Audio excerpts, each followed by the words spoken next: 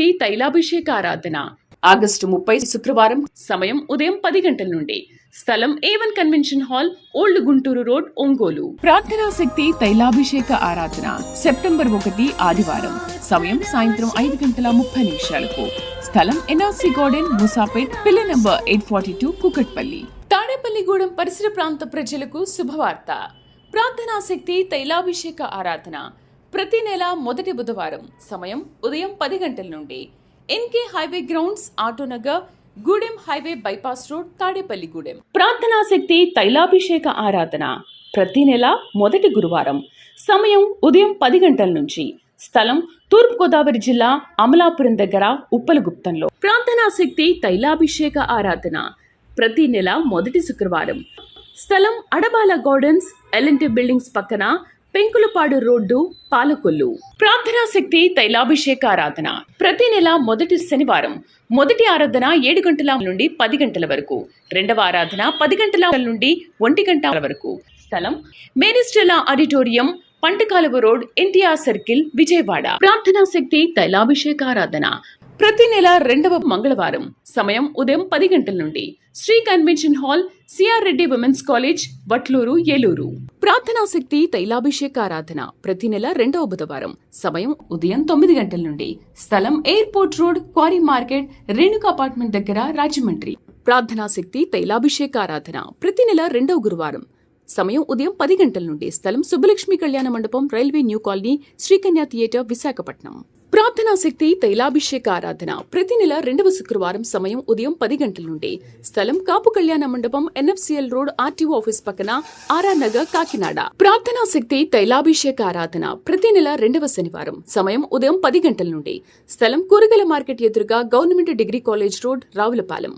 యేసయ్య నామములో మీకు వందనాలు తెలియపరుస్తా ఉన్నాను. ప్రియులారా, ఈ దినం కొరకు దేవుడు సిద్ధపరిచిన వాగ్దానాన్ని మనం స్వాధీనపరచుకుందాం. పరిశుద్ధ గ్రంథంలో నుండి ద్వితీయోపదేశకాండము 7వ అధ్యాయము 14వ వచనం ద్వారా ప్రభు మీ కుటుంబాన్ని దర్శిస్తూ ఉన్నారు. ప్రభు, నువ్వు నాతో మాట్లాడతావు కదా, ఏ వాగ్దానం ఇస్తావని ఎంతో ఆశతో టైం ఎప్పుడవుతుందా, దేవుని వాగ్దానం నాకు ఎప్పుడు వస్తుందా అని ఎదురు చూస్తున్నావు. సమయం వచ్చింది, ప్రభు మిమ్మల్ని దర్శిస్తూ ఉన్నారు. ఏంటంటే ద్వితీయోపదేశకాండము 7వ అధ్యాయము 14వ వచనం నేను చదువుతున్నాను. సమస్త జనముల కంటే ఎక్కువగా నీవు ఆశీర్వదింపబడదు. నీలో మగవానికే కానీ ఆడదానికే కానీ గొడ్డితనం ఉండదు, నీ పశువులలోనైనను ఉండదు. దేవునికి మహిమ కలుగును గాక. దేవుడు సమస్త జనముల కంటే నిన్ను హెచ్చించటానికి ఆయన సిద్ధపడి నీకు ఈ మాట ఇస్తూ ఉన్నారు. నీవు సమస్త జనముల కంటే ఎక్కువగా ఆశీర్వదించబడతావు. అందరిలో ఒక ప్రత్యేకమైనటువంటి ఒక సెలబ్రిటీ స్థానము దేవుడికి ఏర్పాటు చేశాడు. పరిస్థితులు ఎట్లున్నా కానీ ఎదుగుదల అనేది దేవుడు మనకిస్తేనే మనం ఎదుగుదలలో నిలబడగలుగుతాం. మన పరిస్థితులన్నీ ఎప్పుడు మార్పు వస్తాయంటే దేవుడు చిత్తమైనప్పుడు, ఆయన కృప మన మీదకి వచ్చినప్పుడు, ఆయన కటాక్షం మన మీదకి వచ్చినప్పుడు. ఈ దినము, ఈరోజు ఆయన కటాక్షము నీ మీదకి వచ్చింది. నీవు నీ సమస్త జనముల కంటే ఎక్కువగా ఆశీర్వదించబడతావు. మరొకటి ఏంటంటే, నీ కుటుంబంలో, నీ యొక్క ఫ్యామిలీలో గొప్ప ఆశీర్వాదం ఏంటంటే గొడ్డితనం అనేది ఉండదు. మగవారికే కానీ ఆడవారికే కానీ. అంటే ఇక్కడ ఒక మంచి మాట కనబడుతూ ఉంది. చూడండి, బైబిల్ తీసి నాతో కలిసి చదవండి. డ్యూట్రానమీ చాప్టర్ 7 వర్స్ 14లో సమస్త జనముల కంటే ఎక్కువగా నీవు ఆశీర్వదించబడదు. ఎలాగ ఆశీర్వదించబడటం అంటే, నీలో మగవానికి కానీ ఆడదానికి కానీ గొడ్డితనం ఉండదు. మనకందరికీ తెలిసినది ఏంటంటే, స్త్రీ గర్భం దాల్చకపోతే, కన్సీవ్ కాకపోతే, పిల్లలు కనకపోతే, అయ్యో ఆ పిల్లలు లేని మనిషి గొడ్డి మనిషి అంటుంటారు. భార్య పిల్లల్ని కనకపోతే భర్తను కూడా గొడ్డివాడు, లేకపోతే పిల్లలు లేరు అని అంటుంటారు. చాలా స్పష్టంగా ఈ దినం వాక్యం ఏంటంటే, దేవుని ఆశీర్వాదాన్ని బట్టి నీకు సంతాన ప్రాప్తి కలుగుతుంది. అద్భుతమైన ఆశీర్వాదం ఏంటంటే, నీ పిల్లలను నీవు చూస్తావు. దేవుడే సూటిగా మీకు ఈ వాగ్దానం తెలియపరుస్తున్నాడు. మగవారిలో గొడ్డితనం ఏంటంటే, చాలామంది మన తైలాభిషేక ప్రార్థనకు వస్తున్నారు, మన ప్రార్థనలకు వస్తున్నారు. అయ్యా డాక్టర్ గారు ఇలా చెప్పారు, కణాలు లేవని, మగవానిలో నీ హస్బెండ్లో కణాలు లేవని, లేదా భార్య గురించి మాట్లాడుతూ డాక్టర్లు చెప్తున్న రిపోర్ట్లు ఏంటని చెప్తున్నారంటే ఆ యూట్రస్లో ప్రాబ్లం ఉందని, నీటి బొడగలు ఉన్నాయని, రకరకాల ప్రాబ్లమ్స్. ఈ దినము మీ కుటుంబానికి దేవుడిచ్చే గొప్ప ఆశీర్వాదం ఏంటంటే ఏ విషయంలో గొడ్డితనం అనేది ఉండదు. కణాలు లేవని అనుకున్న వారికి దేవుడే జీవాత్మ ద్వారా కణములు అనుగ్రహిస్తాడు. మనము దేవుని వైపు చూసినప్పుడు మనలో గొడ్డితనం లేకుండా ఫలభరితంగా మనం ఉండాలంటే, మన ఆరోగ్య పరిస్థితులన్నీ కూడా చేంజ్ అవ్వాలంటే మన ఆరోగ్యము ఆయన చేతిలో ఉంది. నీవు దేవుని చేతిలో ఉన్నావని మర్చిపోతున్నావు కొన్ని సమయాల్లో. ఈ దినము స్పెషల్గా దేవుడితో మాట్లాడేది ఏంటంటే నీవు సమస్త జనముల కంటే ఎక్కువగా ఆశీర్వదించబడతావు. రెండోది, నీవు పిల్లలను చూస్తావు. నీ కుటుంబంలో చంటి పిల్లలు పెరుగుతారు, ఆశీర్వాదకరంగా దీవెనకరంగా వర్ధిల్లి మళ్ళీ వారు వివాహాలు చేసుకుని మళ్ళీ వారు బిడ్డలను కానీ. ఎందుకంటే దేవుడిచ్చే ఆశీర్వాదాలన్నీ అనుభవించడానికి కుటుంబంలో పిల్లలు అవసరమైనది. నీ ఇంటికి ఏది లోటుందో దేవుడు గుర్తెరిగి ఈ దినము నీకు ఇవన్నీ కూడా ప్రకటిస్తూ ఉన్నాడు. నీవు సమస్త జనముల కంటే ఆశీర్వాదంగా ఉంటావు, 100% ఆశీర్వాదంగా ఉంటావు. మగవారికే కానీ ఆడవారికే కానీ ఏ విధమైన గొడ్డితనం అనేది ఉండదు. నీ పనుల్లో, నీ వ్యాపారంలో, నీ లావాదేవీలు సమస్తములో ఎక్కడా గొడ్డితనం ఉండదు. అన్ని విషయాల్లో దీవెన మొలకెత్తుతూ ఉంటుంది, గెలలుగా విస్తరిస్తుంది. ఆత్మ తోడుండును గాక. ఆమేన్. యేసయ్య మిమ్మల్ని దీవించును గాక. యేసయ్య మిమ్మల్ని అందరిని ఆశీర్వదించును గాక. కృప మీకు తోడైండును గాక. మన ప్రార్థన శక్తి ద్వారా ఇంతవరకు మనం ప్రార్థన చేసిన రీతిగా దేవుడు మరి ఎన్నో అద్భుతమైన కార్యములు, ఆశ్చర్యమైన కార్యాలు ప్రభు జరిగించారు. గర్భఫలం లేని వారికి మనం ప్రార్థన చేసిన రీతిగా 5,800 మందికి పైగా దేవుడు గర్భఫలాలు ఇచ్చాడు. ఆ పిల్లలందరికీ మనం పేర్లు పెడుతున్నాం, ప్రతిష్ఠ చేసాం, నామకరణం చేస్తున్నాం, అక్షరాభ్యాసం కూడా చేస్తున్నాం. ఎందరో అద్భుతముగా స్కూల్కి కూడా వెళ్ళిపోతూ ఉన్నారు. గర్భఫలాల కొరకు వచ్చిన వాళ్ళరా, దేవుడు మిమ్మలను సిగ్గుపరచడు. ఆమేన్. హల్లెలూయా, హల్లెలూయా. దేవునికి సమస్తము సాధ్యమే. వాక్య భాగంలోకి వెళ్దాం. పరిశుద్ధ గ్రంథం మనం చూస్తూ ఉన్నప్పుడు, జీవముల దేవుని సన్నిధానంలో ఆయన నమ్మిన వారిని ఆయన సిగ్గుపడనీయడు. ఆమేన్. యోవేలు గ్రంథము 2వ అధ్యాయము, యోవేలు గ్రంథము 2వ అధ్యాయము 19వ వచనం ఒకరు చదివి సహాయం చేయండి. Joel chapter 2 verse 18-19. బైబిల్ ఉన్న వారు అందరూ కూడా తెరవండి. యోవేలు గ్రంథం 2వ అధ్యాయము 18-19 వచనాలలో దేవుడు ఆయన నమ్మిన వారిని ఏ రీతిగా కాపాడుతాడో మాట్లాడుతూ ఉన్నాడు.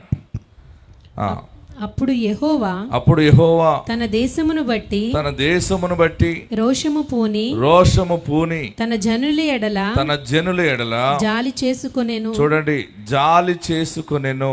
మరియు యెహోవా తన జనులకు ఉత్తరమిచ్చి చెప్పినదేమనగా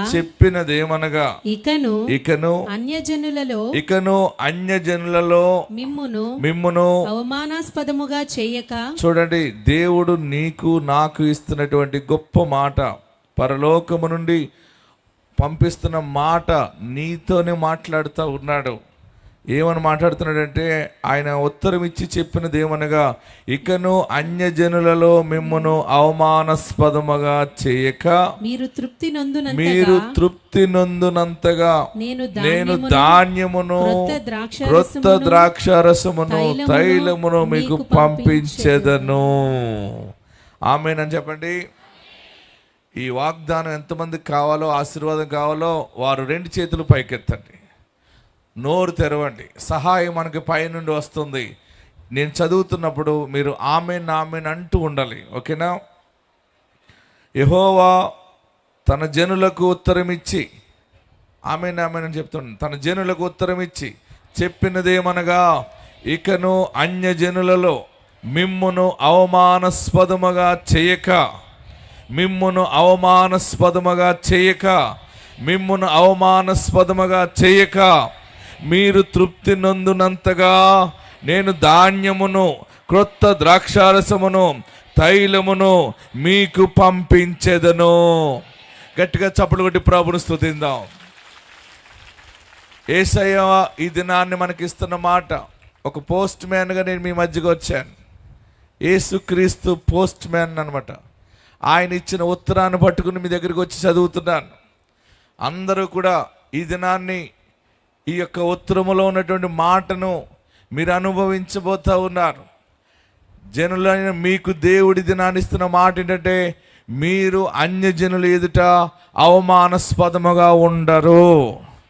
ఇంతవరకు కొన్ని అవమానాలు నీ కుటుంబాన్ని వెంబడించినేమో, నిన్ను వెంటాడుతూ ఉన్నాయేమో. బహుశా ఆ అవమానంతో నువ్వు కుమిలిపోయి కృంగిపోతున్నావేమో. పాడి విషయంలో, పంట విషయంలో, బిడ్డల విషయంలో, కుటుంబ విషయంలో ఏడుస్తున్నావేమో. నీకు ప్రార్థనా శక్తి ఉంది నీతోటి. ఆమేన్, హల్లెలూయా. మనకి ప్రార్థనా శక్తి అంటే ఏంటంటే, మన ప్రార్థన పరమ తండ్రి గౌరవిస్తున్నాడు. యేసయ్య గౌరవించి ఆయన శక్తి కార్యాలు మన పట్ల జరిగిస్తున్నాడు. ఇదే ప్రార్థనా శక్తి. ఆమేన్, హల్లెలూయా, హల్లెలూయా. ఇంకా గట్టిగా హల్లెలూయా చెప్పండి. మీరు అవమానపరచబడరు, ఈ దినము నుండి మీరు సిగ్గుపరచబడరు. నా జనులు ఇక ఎన్నడూ సిగ్గుపరచబడరు. ఇక మీదట అన్యజనులలో అవమానాస్పదముగా చేయక మీరు తృప్తి నొందినంతగా నేను ధాన్యమును, క్రొత్త ద్రాక్షారసమును, తైలమును మీకు పంపించెదను. పిల్లలు లేక, ఇంకా గర్భఫలం లేదమ్మా, ఇంకా నీకు కన్సీవ్ కాలేదా, ఇంక పుట్టరేమో, ఇంక జరగదేమో అని అందరూ కూడా బహుశా నిన్ను ఎగతాళి చేస్తున్నారేమో.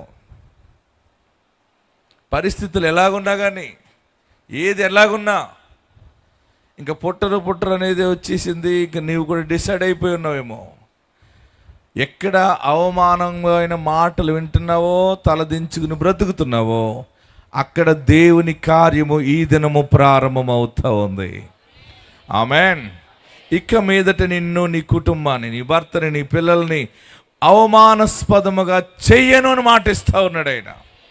ఎలాగిస్తానంటే, క్రొత్త ద్రాక్షారసమును, ఏమంటున్నాడు, మీరు తృప్తి నొందినంతగా నేను ధాన్యమును, క్రొత్త ద్రాక్షరసమును, తైలము. ద్రాక్షరసము, తైలము దేనికి సూచన అంటే, వ్యాపారానికి. దేనికి సూచన? తైలము.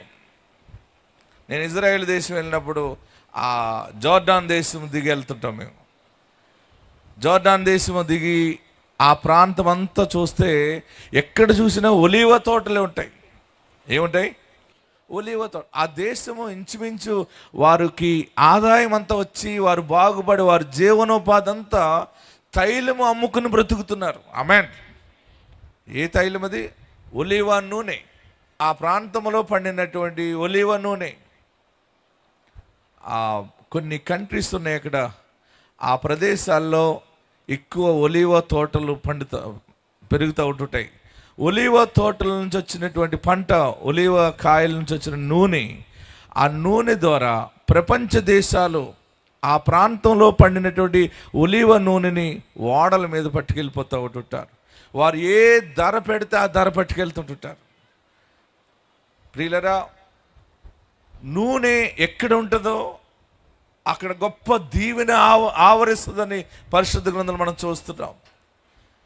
ఆ సంవత్సరం వారికి పంట లేనప్పుడు, ఆ ఒలీవ తోటలు సరిగ్గా కాయినప్పుడు, పరిస్థితులు బాగోలేనప్పుడు, వ్యాపారము డౌన్ అయిపోయినప్పుడు, వారు ఆర్థికంగా వెనుకబడిపోయినప్పుడు, ఎంతో అవమానము, ఎంతో భయంకరమైనటువంటి సిగ్గుతో జీవిస్తున్నప్పుడు, దేవుని వాగ్దానము వారికి ఇచ్చిన మాట ఏంటంటే, పరిశుద్ధాత్మ దేవుడు బయలుపరిచి ఆశీర్వదించింది, క్రొత్త ద్రాక్షారసమును, క్రొత్త తైలమును మీకు మరలా ఇస్తున్నాను. అంటే మీ వ్యాపారాలు, మీ పాడి పంటలు బహుగా దీవించబడతాయని చెప్తా ఉన్నాడు. ఆమేన్. అందుకనే కిందకి చదివితే ఒక మంచి మాట కనబడుతుంది. ఏమని కనబడుతుంది అంటే, చూడండి, 23వ వచనం దగ్గర నుంచి మనం చూస్తే, సియోను జనులారా ఉత్సహించి మీ దేవుడైన యెహోవా యందు సంతోషించుడి. తన నీతిని బట్టి ఆయన తొలకరి వర్షమును మీకు అనుగ్రహించును. వాన కురిపించి పూర్వందువలే తొలకరి వర్షమును కడవరి వర్షమును మీకు అనుగ్రహించును. కొట్లు ధాన్యముతో నిండును. క్రొత్త ద్రాక్షారసము, కొత్త తైలము గానుగులకు పైగా పొర్లి పారును. అంటే మీ వ్యాపారాలు, మీ పాడి పంటలు, మీ చేతి పని సర్వ సమృద్ధి అవ్వబోతా ఉంది. హల్లెలూయా, హల్లెలూయా. నీ చేతి పని సరిలేదని, వ్యాపారము డౌన్ అయిపోయిందని, ముందుకి సాగట్లేదని అనుకుంటున్నావు కదా, దేవుడు పొంగి పొర్లే ఆశీర్వాదాన్ని ప్రకటిస్తూ ఉన్నాడు. మీరు నమ్మితే ఈ క్షణమే 7 మార్లు చప్పట్లు కొడుతూ ఆమేన్ ఆమేన్ అని చెప్పండి. 1 2 3 4 5 6 7. ఏంటంటే కొత్త తైలము గానుగులకు పైగా పొర్లి పారును. తర్వాత అన్నాడు, మీరు కడుపారా తిని తృప్తి పొంది మీ కొరకు వింత కార్యములు జరిగించిన మీ దేవుడైన యెహోవా నామమును స్తుతించినట్లు నేను పంపిన, అందరూ అండర్లైన్ చేసుకోండి, నేను పంపిన మిడతలను, గొంగలి పురుగులను, పసరు పురుగులను, చీడ పురుగులను అను నా మహాసైన్యము తినివేసిన సంవత్సరముల పంటను మీకు మరలా ఇత్తును. నా జనులు ఇక ఎన్నటికి సిగ్గు నొందరు. దేవునికి మహిమ కలుగును గాక. మీ కష్టార్జితం, మీ పంట, అక్కడ అంటున్నాడు ఏమేమి తినేసినాయి అన్నాడు అక్కడ. మిడతలు, గొంగలి పురుగులు. వీటిని ఎవరు పంపించారు? ఇక్కడ దేవుడే పంపించాడు. వారికి కొంచెం జ్ఞానము సరిలేకపోతే జ్ఞానం రావాలని ఆ మిడతల సైన్యానికి ఫోన్ చేసాడు ఆయన. మిడతలారా పోండి అక్కడికండి. మిడతలను, గొంగలి పురుగులను, పసర పురుగులు, చీడ పురుగులు అను నా ఇవన్నీ ఆయన సైన్యం అంట. అవి తినేసిన సంవత్సరముల పంటను. ఈరోజు మీరు ఈ వాక్యం వింటున్న మీరు బహుధన్యులు దినాన్ని. ఆమేన్. ఎందుకంటే ఇంతకాలము ఎన్ని సంవత్సరాలు మీరు లాస్ అయిపోయి అప్పులు పాలైపోయి ఈ దినం వరకు ఏడుస్తూ ఉన్నారో, ఇంతవరకు నష్టపోయిన సంవత్సరాల ఆశీర్వాదము ఈ సంవత్సరం పంటలో మీరు చూడబోతున్నారు. అందరూ కూడా గట్టిగా చేతులు పైకెత్తి చప్పట్లు కొడుతూ ఏల వేయగలిగితే వేయండి. ఆ పంటను మీ కళ్ళతో చూడండి, ఆశీర్వాదాన్ని మీ కళ్ళతో చూడండి. పసర పురుగులు తిన్నాయి కదా, గొంగల పురుగులు తినేసినాయి కదా, అన్నిటినీ దేవుడు మరలా మీకు ఈ సంవత్సరం ఇస్తున్నాడు. ఈ సంవత్సరం పంట బాగా పండటం కాదు, పోయిన పంట కూడా ఇందులో దిగుతుంది అనమాట. దిగుబడి. ఆమేన్. ఇన్ని సంవత్సరాలు వడ్డీ కట్టావు, ఎంత వడ్డీ కట్టావు లెక్కట్టుగా. ఎంతమంది మీ కష్టార్జితాన్ని ఇంటికి వచ్చి చీటీలు పట్టిపోయేవాళ్ళు, ఆ వడ్డీలు వడ్డీలు వడ్డీలు వసూలు చేసుకు పట్టుకెళ్ళిపోయిన వాళ్ళు, నువ్వు ఇచ్చే వారు తీసుకున్నారు, అయిపోయింది. ఏడుస్తూ వడ్డీలు కట్టావు కదా, హాస్పిటల్కి వెళ్ళావు, బిల్లు పే చేసినప్పుడు హాస్పిటల్కి నీ కష్టార్జితాన్ని హాస్పిటల్ ఆ రిసెప్షన్లో కడుతున్నప్పుడు ఏడ్చావు కదా. ఎన్నిసార్లు హాస్పిటల్లో బిల్లు పే చేసేవో కష్టార్జితము, ఎన్ని సమయాలు కోర్టు ఫీజులు కట్టావో, ఎవరెవరికి మర్యాదలు చేసి నీవు చివరికి లాస్ అయిపోయి దిగజారిపోయిన స్థితిలో ఉన్నావో, అదంతా మరలా దేవుడు ఒక్కసారి నీకు మూట కట్టి ఇవ్వబోతున్నాడు. నమ్మగలిగితే కేకలు వేయండి, వందనాలు దేవా నీ ఆశీర్వాదం కొరకని ప్రభుని స్తుతించండి. సంవత్సరముల పంట దేవుడు మరలా మీకు ఇస్తున్నాడు. సంవత్సరము పంట అనలేదు అక్కడ, ఏమన్నాడు అక్కడ? సంవత్సరముల పంట తినివేసిన. ఏం తినేసినాయి అక్కడ? మహాసైన్యం. మన చుట్టూ బోల్డ్ సైన్యం ఉంటుంది. అక్కడ పసర పురుగులు. పసర పురుగు ఎప్పుడైనా చూసారా మీరు?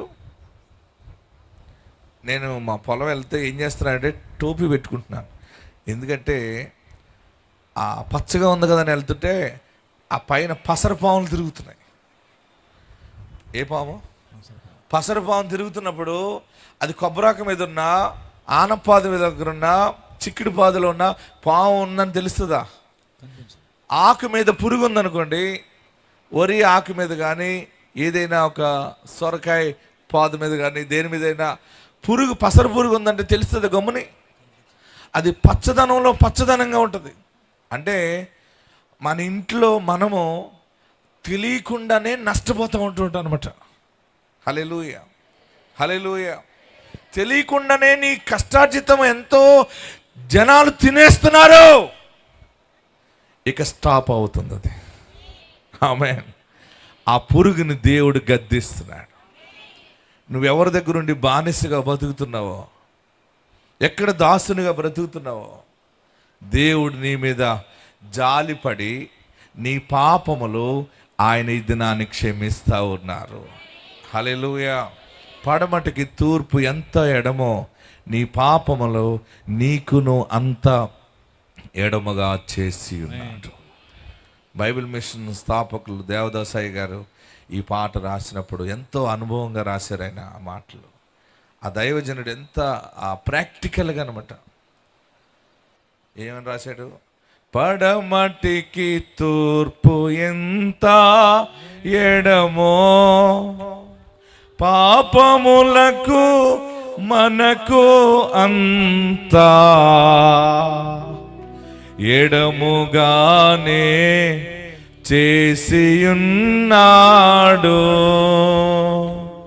ఆ కారణముచే దేవ సంస్తుతి చేయ పడమటికి తూర్పెంత ఎడమో, పాపములకు మనకు అంతా ఎడముగానే చేసియున్నాడు. ఆ కారణముచే దేవ సంస్తుతి చావు గోతి నుండి నిన్ను లేవనెత్తి దయను కృపను జీవకిరీటముగా వేయును. నీ శిరస్సు మీద జీవకిరీటముగా వేయును. ఆ కారణముచే దేవ సంస్తుతి చేయవే మనసా. జీవమా, ప్రాణమా, ఎంత అద్భుతమైన మాటలండి. హల్లెలూయా. మీరు పాపం చేశారు అనుకుంటున్నారా? పాపంలో ఉన్నాను, నా బిడ్డ పాపంలో పడిపోయింది, నా భర్తలాగా అయిపోయింది, నా కుటుంబం పాపం పాపం పాపం. ప్రతిసారి ఏదన్నా చిన్నగా అయ్యో పాపం అంటాం. ఈ పాపం అనేది సైతాను మన నోటుకి ఏదో రకంగా వస్తుంది. ఎవరైనా వెళ్తే ఆటోడు గుద్దేశాడు అనుకోండి, నువ్వు బస్సులో కూర్చున్నావు అనుకో, నువ్వేమంటావు వెంటనే? అయ్యో పాపం గుద్దేశాడు. వాళ్ళ పాపం నీ నోట్లో వస్తుంది. హల్లెలూయా. ఏసు రక్తం అనాలి. ఎవరైనా ఏదైనా జరుగుతున్నప్పుడు నువ్వు కనపడినప్పుడు ఏమనాలి? నువ్వు ఏసు రక్తం చేయమనాలి. ఆమెన్ అంటావా? అయ్యో పాపం అంటావా? అయ్యో పాపం అయ్యో పాపం అంటే నీ బ్యాంకులో డిపాజిట్ అయిపోద్ది. పాపం పాపం పాపం పాపం, కోట్ల పాపం ఉంటుంది నీకు. ఇదంతా యేసు నామములో కొట్టివేయబడింది.